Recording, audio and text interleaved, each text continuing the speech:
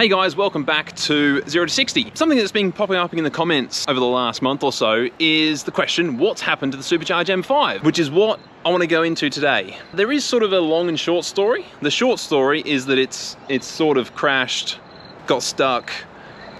No, I don't want to dramatize it, but you know we've been having a lot of wet weather in Queensland and sort of the whole east coast of Australia lately, and the car is actually stuck behind the tree in the backyard. But I was just trying to get it out. It's been parked over there with the Evo and the other M5 just sort of in storage, because it's been, well, a few things have happened, which is why it hasn't been on the channel lately, and I wanted to actually explain that and what's happened and the plans for the car for the future, which, believe me, there are still lots of things happening with it. It should be good. But look, first things first, I've got to get the car unstuck. I'm going to try and use the X5. Hopefully that doesn't get bogged as well. But it was kind of funny. Actually, I think Andrew has a little bit of footage, which I'll put up now because it was kind of funny. But we'll tow her out. I'll have to wash it, get some of the mud off, and then get it into the shed, and I'll show you what's going on and yeah, what's happened with it over the last month or so.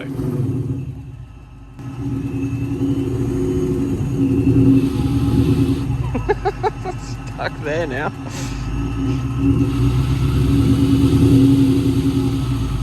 That's going. Oh, I thought it was.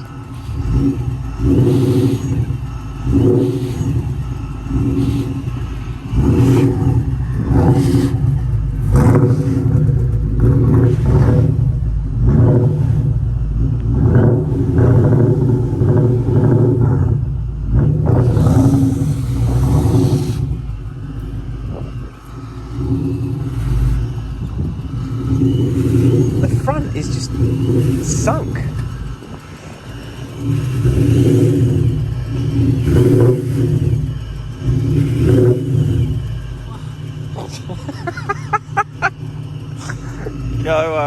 Try going full lot to the left.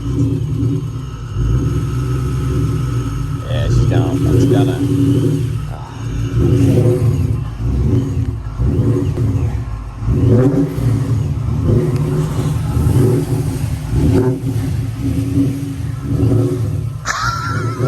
That's so fucking. It might have made a mark in the grass. I'll try second. Okay.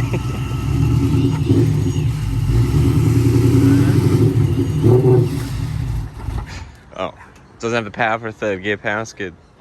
So just to clarify, it was parked just there on the concrete pads, and I wanted to just drive it there, turn around there, and then come that way to go into the shed. So it shouldn't be too far down the hill. It should be in the nice. It's all relatively stiff here, but even just driving along here, and it hasn't even left any marks, with traction control on, it just kept cutting power. And you know how tight that rear diff is, so it should have been a pretty good car to get out of a sticky situation, but it just, yeah, the ground is just really, really soft, and it did not like it. I've got the tow hook. Let's not ruin the front bar. We'll get that in, and then get it onto the X5.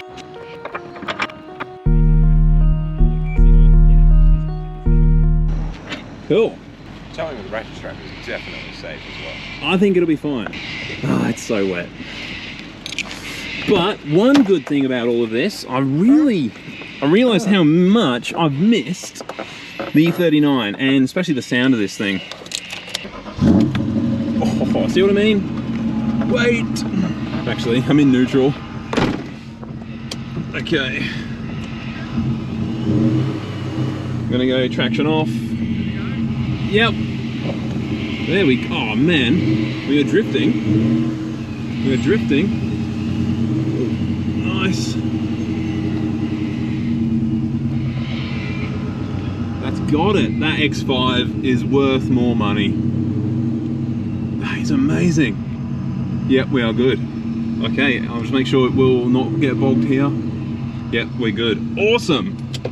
So, to the property owner, I do apologise for the drift track in the backyard. Oh shit. We're sliding again, we're sliding. That is bad, the ground is so soft. Okay, and this is really off camber. I want to try and get a little bit of speed, just so it doesn't slide into the M5. Shit, it's sliding. Hey, oh. That could have been bad. That could have been bad. Oh man. All right, we're in the wash bay, nearly. Actually, I've got to get back up now. This is gonna be fun.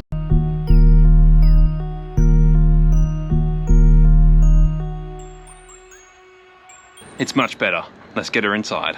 Okay, I'm just driving up to the shed now. And it's not much of an incline. It's not too bad. But I don't think it's gonna make it in the shed tonight, guys.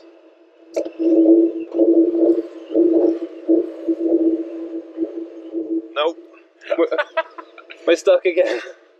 That's terrible. Oh, it's bad. Yeah, I thought the Federals were supposed to be grippy tyres. It might sleep here tonight, maybe. Alright. And it's like you just cleaned it. I know, and it's gonna make that an absolute mud pit inside the shed. So maybe we'll reconvene tomorrow. All right, day 2, getting the M5 in the shed. Unfortunately, the rain hasn't really stopped. It's not coming down hardcore, but it just keeps dripping. So the water on the ground just isn't running anywhere. That's where it was stuck yesterday. Yeah, it's plenty wet, but I'm hoping if I can just roll down there, I'll try and get a bit more momentum to come up the ramp. So let's see what happens.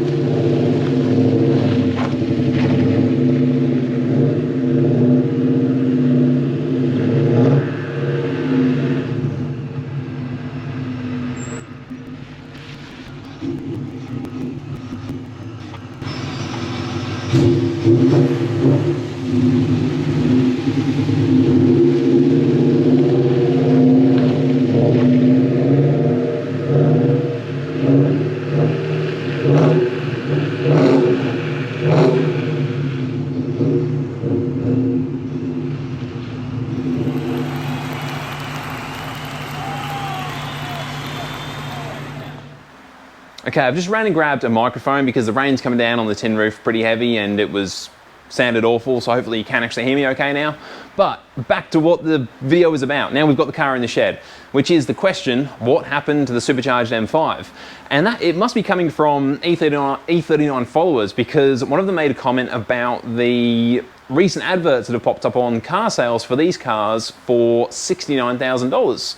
And somebody, I don't know if it was a joke or not, but asked if I'd sold it and tried to cash in on the hype, which I haven't. That's not why the car hasn't been on the channel.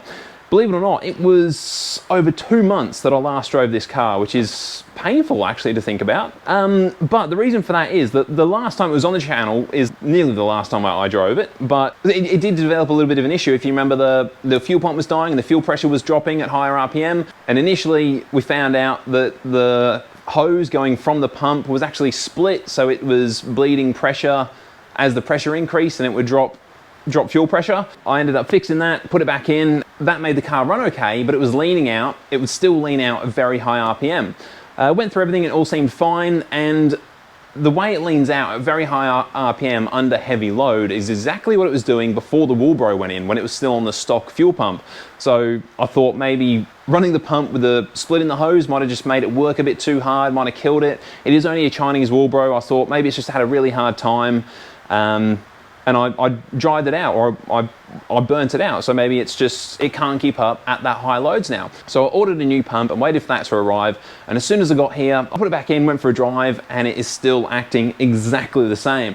So sort of the next thing in line is really the fuel pressure regulator. So I tried to buy one from America to try and get it sorted quickly, because I was trying to get my car ready for, I think it was the next roll racing event at the time. The next best place was FCP Euro, and sometimes the parts come from FCP really, really quickly. However, with all the COVID stuff that's been happening this year, it still took a little while to get here. And as that was happening, because I couldn't race the car, I thought it would be a good time to actually heat up the panel beater that did the respray and the repair on the car. Because I don't know if you remember, but before Christmas, after the car was repainted, the panel shop said, look, it's been repainted, all the work's done, come and pick it up, reassemble the car, because it was basically just a shell at that point, had no interior or exterior parts. Reassemble it, wait for the paint to dry properly, and then bring it back for a wet sand and a buff and make it look, you know, mint, like it's just had a respray.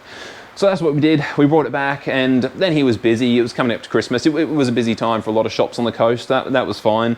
I thought I'll let him have Christmas, whatever. And then after Christmas, I did send him a text message that he didn't respond to, but again, thought it was busy. And then January and February, January particularly was a bit crazy for work here for me. I waited all of January, so now a couple of months have gone past since I picked the car up, and I hadn't heard from him. So I thought, while the car can't go to any events, it'd be a good time to organise the paint job to get finished up and get it looking schmick. Because even after that, I've then got to reinstall things like the roof rails and the mirrors, and, you know, pulling door cards off. I'll probably redo the vapor barriers and install the front lip and the rear diffuser as well. So still needed a fair bit more time even after the wet sand and the buff. So I thought now would be a good time to do. And then once all of that was done, I've got to actually pull that windscreen out to get the mold reinstalled, because the Sikaflex is currently just sort of taking over the windscreen and there's not enough room to get the mold in. So I didn't want to pay for that to happen to then have to wet sand and buff near or around or over a brand new genuine windscreen mold. I thought it would make sense to get it done. So I rang him, and unfortunately he wasn't picking up. So it got to a Friday afternoon, work was sort of under control, so I jumped in the van and went round there and had a chat to him. And the first thing I noticed is that he was there by himself. I said, where are your helpers? And it turns out the day I picked that car up, he just got rid of the gentleman that actually did all the panel beating work on my M5, which I thought was weird, because I mean, he did a brilliant job on that car, but hey, I don't know what he was like with other jobs or whatever. So, and I thought that was weird when I picked it up. I kind of wanted to show him the car when it was all done, like, you know, this is what you've done. But I guess I couldn't now that he's been sacked. But when I went round this year to organise the wet sand and the buff, his other helper that was helping him prep cars and doing the buffing and stuff had been sacked as well, which I thought was weird, because when I picked the car up and he said the other bloke was sacked, he said how good this other worker was. I thought it was weird for him to flip, but hey, it had been a month or two. I wasn't sure what's going on behind closed doors and thought nothing of it. I said, yeah, look, I just wanted to catch up and organise a time to bring the car around. And initially he was like, yeah, that's right, I'm just really busy. It's not going to be anytime soon. I was like, okay, I understand. But then as we kept conversing, I could tell he really didn't want to do the job. And I thought that was a bit weird, because that was like at this point, I've actually paid him for the complete job. The day after I picked it up, he sent me a message. He said, I'm not working today. Can I come round and grab the rest of the money? And I thought it was a bit weird. Like I paid for 90% of the job, but I thought that last bit would be, you'd pay that when the job was done. But I've known this guy for years. I genuinely thought he was a pretty good mate. So I didn't want to be an issue. I didn't want to be a hassle or anything. I said, yeah, come round and I'll give you the cash. Which maybe should have been a bit of a red flag. But so one thing led to another, and it came out that he said, look, if you want me to wet sand and buff your car, you're gonna have to pay me for it. I was like, well, I already have. Like I've literally paid for the entire job in full. And he said, no, that was for all the work I've already done. And I said, well, no, it's for the whole job. But you quoted me, and then, gave me a couple, options, and I paid more money to get the other panels painted. Not once, it was all a bit of a surprise. I was sort of really taken back by it, because I things like this can happen with panel shops, but I've known this guy for many, many years, and I genuinely thought he was a bit of a mate, and it ended up getting a little bit heated. Obviously, I didn't just go, oh, okay, have another $1,000. It's frustrating when somebody says they're going to do something and then doesn't, or they change their mind, which is what I thought would happen. But as time went on, it got pretty heated. It got to the point where I had to leave. Some crazy things were said, and I thought it was going to get bad if I didn't leave. So I did. I left, and after I left, I went, oh shit, he's still got all my other parts, my M5 mirrors, the diffuser, the roof rails, all that sort of stuff. So I've got to go back.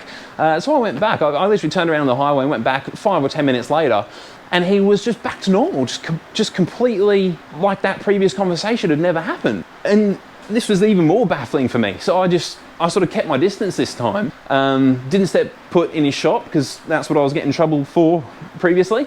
And I said, look, I'm here to pick up my parts and I'll get out of your hair. And he kept talking about how much work he's done. And I was like, look, I'm done. The things that were said, I never want to see you again, sort of thing. Like I'll take my parts and I'll put them on. But he went and grabbed them, and it turns out he never painted them. He never intended to paint them. So it had been there for 3 months or 2 months at this point in time, many months, and he never actually painted those additional parts. Yeah, and when I saw them, I sort of was baffled again. It was like a double whammy. Like he's just, the whole time, the reason he came around to my house and picked up the money was, I guess, because he never wanted to actually do them. He never intended to do them. And I was really surprised. And I grabbed the parts and I left. Obviously, I was pretty frustrated. But and when I got back to the car, so I've never said this in videos, but there's actually quite a lot of runs on the car. And we never show the camera up close to show any imperfections because the paint job wasn't done. It wouldn't be fair to pick on it at the moment because it wasn't done. Particularly sort of on the bottom half of the doors, it's almost runs the entire way, that level downwards around the whole car. But I was just, at that point in time, I just thought, screw it. I'm just gonna park it up. I'll work out what to do later. And unfortunately, that later just never came. It just sat there. But as time's gone on, I have thought of one positive about this. Obviously, when a panel shop wet sands and buffs a car, they have to do it sort of as quickly as possible to get the job done, because you're paying them by the hour, or they're quoting by the hour. And I've seen guys that are serious about getting a perfect finish after they'll get a car resprayed, and even after the panel beater wet sands and buffs it, they will then again spend another 12 hours wet sanding and more and more and more just to get it a perfectly glass finish. So I thought, look, although he's messed me around and he's not going to do what he said he was going to do, I now have an opportunity to get the car in the shed once I've got enough time and wet sand it and buff it myself. I guess that is one positive to come from it. But look, it's actually quite a long story. So we move on, and we have got a positive out of it in the fact that we can now spend 24 hours in the shed making it look really good. That said, there is actually a part underneath the rear quarter where the repair was done. They didn't actually spray, so all the underbody stuff was ground off for the welds, and it's just bare metal at the moment. So I'm not sure if anyone knows what I should spray that with, if there's like a particular underbody spray, or do I just etch prime it and then spray it with a similar color and then clear it, or does it not need clear being underbody, or what? But I don't really want to leave it as bare metal because that can't be good. But anyway, moving on. Before I got that awesome news from the panel shop, I was still, well, as you know, I was trying to sort out the fuel issue, but I was trying to get the car ready for an event, roll racing, and I want more power at the car. I always want it to go quicker, and so always talking to HTE Performance Tuning, and he said, look, you've got to get some charge cooling sorted because it's just pulling timing like a mother, and the quickest, easiest way to do that is with a water meth injection kit, which Ty from 0 to 60 group actually had one up for sale at this point in time. So I jumped on that, he hooked me up, and that's what we've got here. And I had this before all of this happened. I was going to be able to install this before roll racing, but there was no point in starting to install that when the car was leaning out up top. As I bought the meth kit, I also bought a front mount intercooler because the meth kit is great. That will cool the intake air temps straight away and add a little bit more octane as well to the fuel. But ultimately, you really want a front mount intercooler to keep the air cool going into the intake. And initially I thought, well, I'm not going to need both, as they kind of do a similar job. And even regarding to the extra octane from the meth, we've got E85 here, so I can get a E85 tune or an E40 tune, something like that, and get the extra octane from the ethanol. But the more research I did, all of the really quick cars, not just the quick M5s, but in this day and age, the really, really fast cars, they will run a brilliant intercooler setup and water meth injection. And almost, the meth then becomes almost as like a safety for the engine, just to keep the cylinder temps down, the EGTs down, and just, when you really push the engine really hard, it just helps to keep everything else in check. So I pulled the front bar off, pulled the front end off. It looks like you can get rid of the auxiliary fan, and I basically measured just the size in there, and then found an intercooler that will fill those dimensions pretty much perfectly. The couplers are because I've got a 2.75 inch intercooler piping kit, which I haven't got here, but it's down in the office. and the intercooler has a 3-inch inlet and outlet. So look at that, it is huge. I haven't actually test fitted it on the M5 because, again, by the time it arrived, the M5 was parked up. But it is an absolute beast. That is going to do a pretty good job, I'm pretty sure. And yes, the fuel reg has come, which I was going to try and do in this video, but all the hassle that's come on so far, I'm just going to do it later. I won't bore you with that. I've also had a front pitman arm arrive because there's a slight creak when you're turning that, and I've had it up on hoist and narrowed it down to the bush in the pitman arm.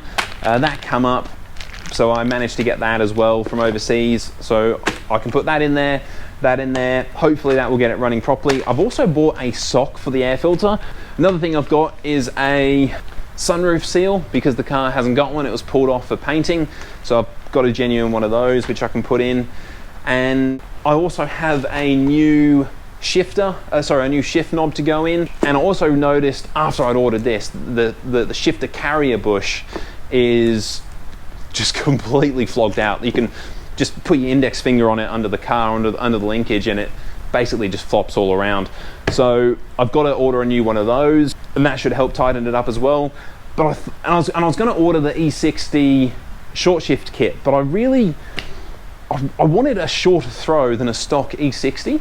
The internet's probably not going to like me for this, but I ended up buying a eBay short shift kit after I'd bought all that stuff.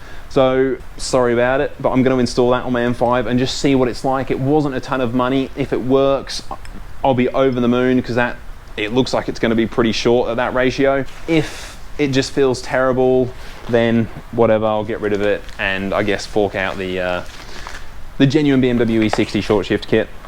But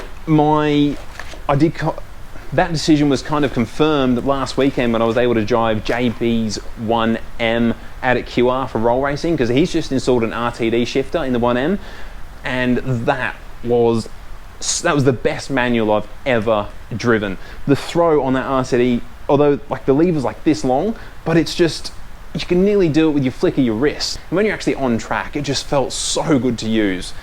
Completely different to how this car is at the moment. You've got to be so gentle and slow with finding the gears because it'll just go into any gate as soon as you try and go quickly. But so I've got that to go in as well. All in all, I've got a lot of parts coming. Sorry, I've got a lot of parts here for the car, and I still need to buy, like I said, a shifter carrier bush for it because it's completely fogged out. I've got a lot more work to do to it, so it is coming back onto the channel. I've got to get obviously got to get it running right properly. Once that's on, I'll put the pitman, once it's running properly, I'll put the pitman armors on as well so it's not squeaky. Then I'll install the meth kit, and I might actually not worry about the intercooler piping yet. I'll see how much of a difference the meth kit makes, and I'll get HT to tune it properly, to retune it as well with this, and see what sort of numbers, and maybe even take it roll racing just with meth, because I know a lot of people around the world, it's a much bigger job to put a intercooler on the M5s as opposed to a meth kit. So there's a lot of the ESS cars running with just a custom tune and a meth kit installed. So to be more relevant to a lot of people, and I think it's going to make a hell of a difference. So I might just do that, take it racing like that, and then later work on the front mount kit as well. So hopefully you're looking forward to the car coming back on the channel. There's a lot of stuff to be done to it, and it should be a lot of fun. So if you are interested, as always, subscribe to the channel. Thank you very much for that, and thank you very much for watching. We'll see you in the next one. Peace.